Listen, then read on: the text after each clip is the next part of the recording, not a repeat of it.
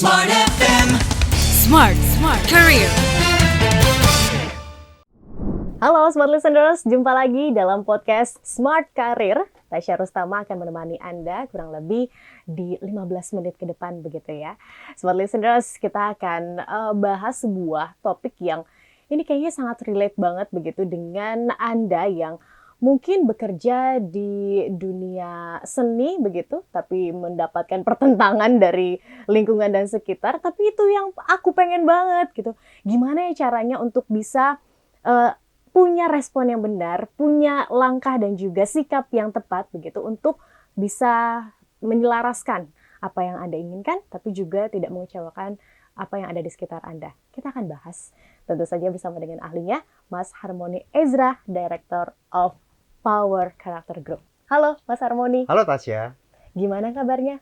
Baik dong. Pernah nggak sih dapet kayak gitu? Maksudnya pertentangan batin gitu, di mana aku maunya A nih, tapi aku nggak bisa ke A gitu. Ada hal-hal yang quote and quote tidak ideal dan akhirnya membuat Mas Harmony ya udahlah, yuk putar balik. Iya, saya pribadi pernah merasakan dan saya yakin ini beresonansi juga buat smart listeners ya, karena hidup ini penuh dengan pilihan. Ya. Hidup ini penuh dengan tantangan juga gitu. Nah, jadi menyelaraskan antara keinginan orang tua ya sama keinginan diri ini juga sebuah tantangan ya. Nah, nanti juga kita ini konteksnya keluarga, nanti kita juga mungkin angkat konteks di kantor juga seperti apa, karena ini menciptakan situasi serba salah gitu. Saya pengen membahagiakan orang tua saya, tapi satu sisi saya juga punya mimpi. Nah, ini saya mesti ngapain gitu. Bagaimana supaya win-win nih gitu kan. Nah, gitu. Nah, oke. Saya ngomong dulu dari konteks orang, kalau misalnya Anda seseorang yang pengen punya mimpi tapi nggak direstui oleh orang tua. Orang tua pengen Anda jadi dokter, pengen jadi bisnis, ngurusin usaha.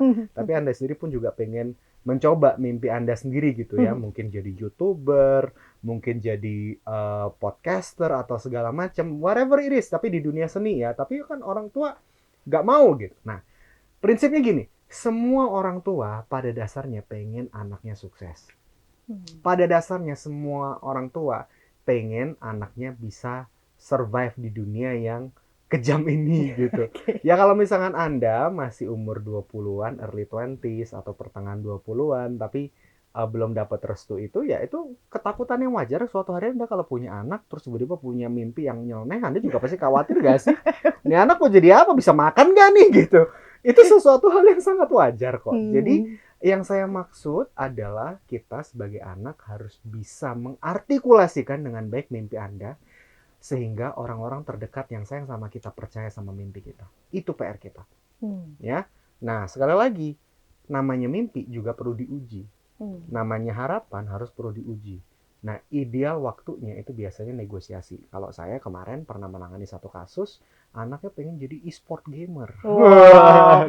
Kalau orang tua ini udah panas dingin, anak saya main game mulu, begitu kan? Nah, gimana Mas ini Harmony? bagaimana caranya gitu kan? Nah, ini kan gelisah banget orang tuanya gitu kan. Nah, cuman anak ini mah juga masih remaja, masih belum.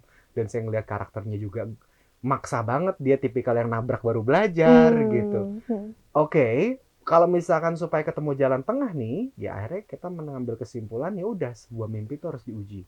Ya udah, win-win solusinya kita kasih kamu menjalani mimpi ini selama berapa lama. Nah, konsepnya adalah berapa lama? Biasanya 1 tahun.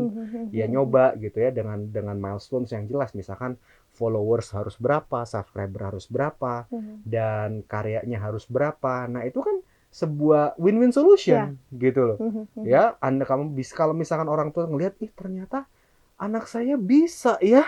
Ya ternyata dia bisa loh gitu. Nah, itu membuat rasa aman gitu ya. Nah, selain daripada hal itu, ketika mimpi ini diuji juga harus ada, ini makanya pihak ketiga yang memberikan apa ya, penjelasan dan mediator gitu ya, ketika ngasih solusi-solusi ini, ketika ngasih pandangan dari segi profesional. Karakternya anak ibu semakin dilarang, semakin ditantang, semakin dia pengen nyoba, semakin dia rebel. Daripada dia rebel dan kabur dari rumah, mending mencobanya di mimpi tapi dikasih area gitu.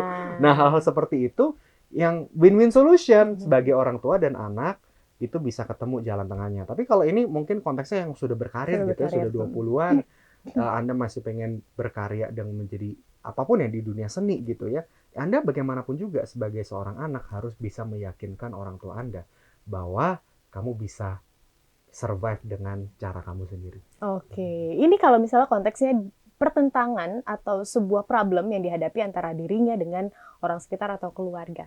Kalau konteksnya di kantor, Mas Harmoni, Iya. ini kan sering ya, ada mungkin beberapa posisi yang suka menjadi bantalan begitu.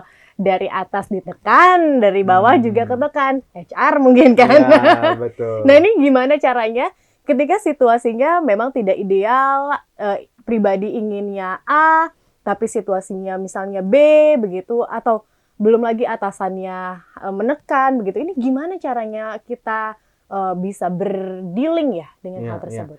Nah ini balik lagi, masuk lagi ke situasi serba salah. Iya. Nah, bicara ngomongin situasi serba salah ini di mana-mana, nggak cuma di keluarga tapi di pekerjaan.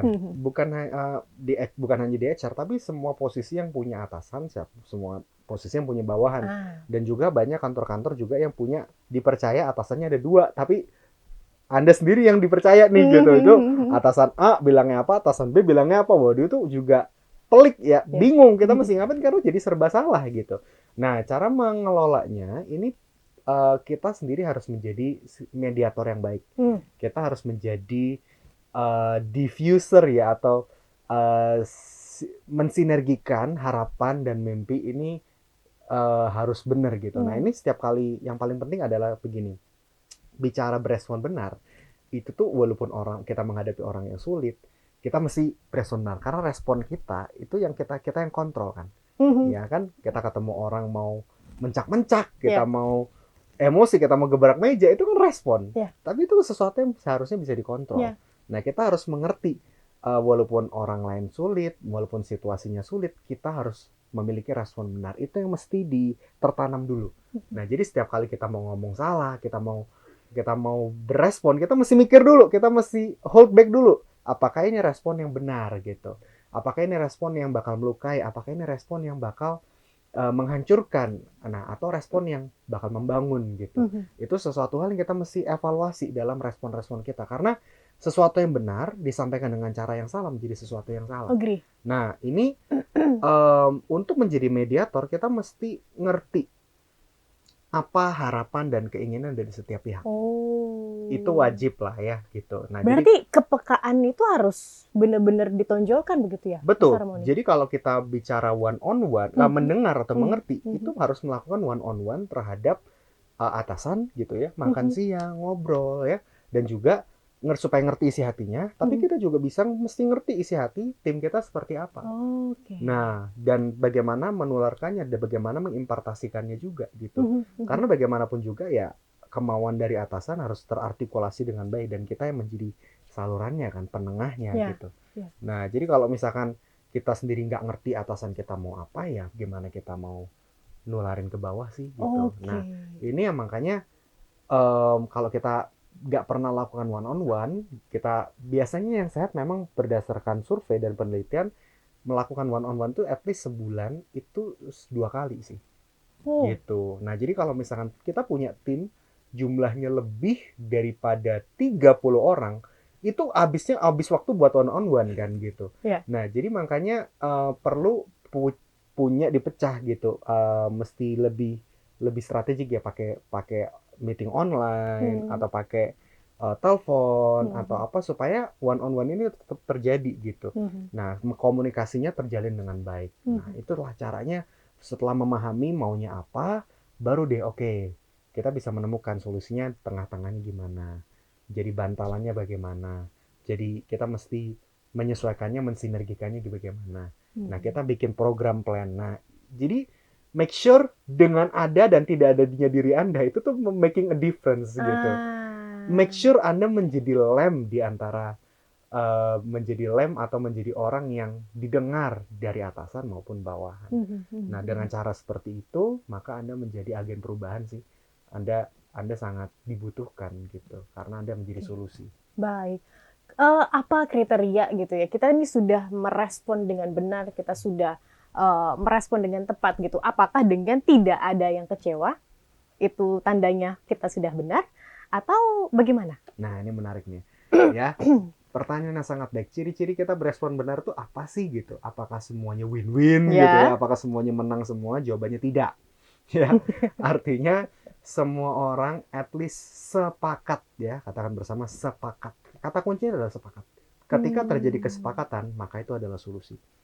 Ya, jadi kesepakatan itu nggak harus semuanya senang gitu ya, tapi at least fair, adil, atau nggak at least walaupun nggak adil pun, tapi ada hal-hal yang lebih penting secara nilai atau pola pekerjaan gitu ya. Ketika kesepakatan ini diusahakan gitu ya, antara bukan hanya kantor ya, bukan hanya organisasi, tapi suami istri pun juga harus sepakat. Kalau misalkan tidak sepakat, ini repot gitu. Nah, kesepakatan itu bisa tercapai dengan negosiasi, argumentasi, ya, adaptasi gitu ya. Nah, ya kalau misalnya nggak terjadi kata sepakat pun, that's fine.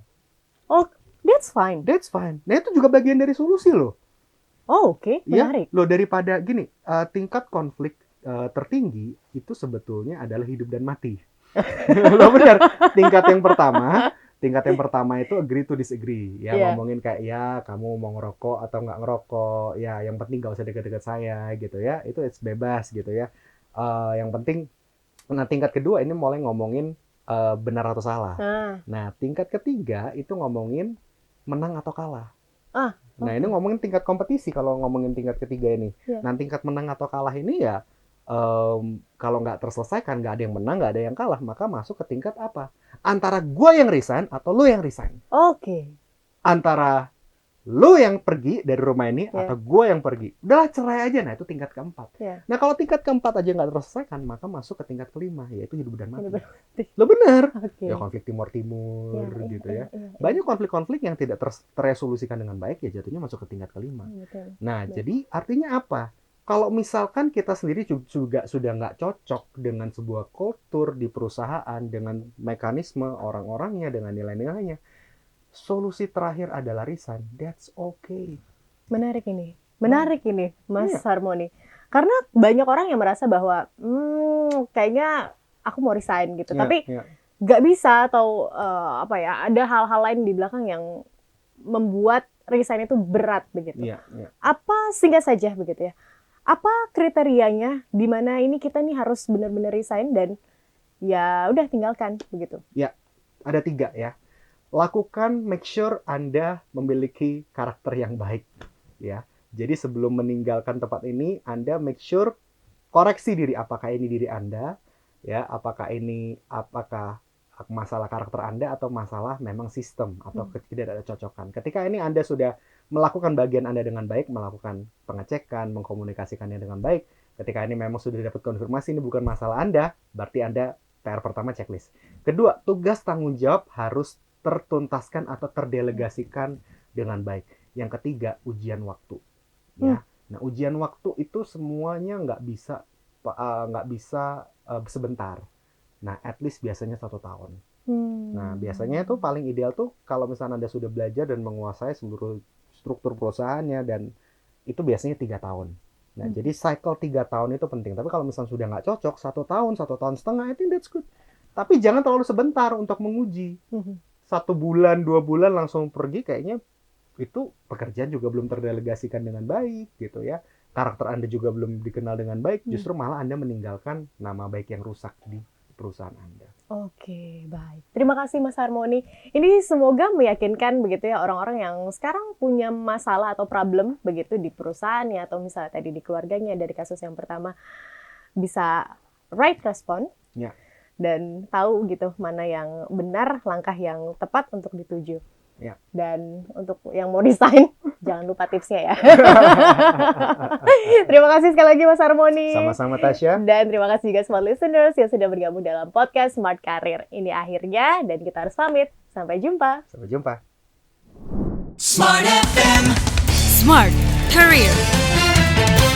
Make your future better.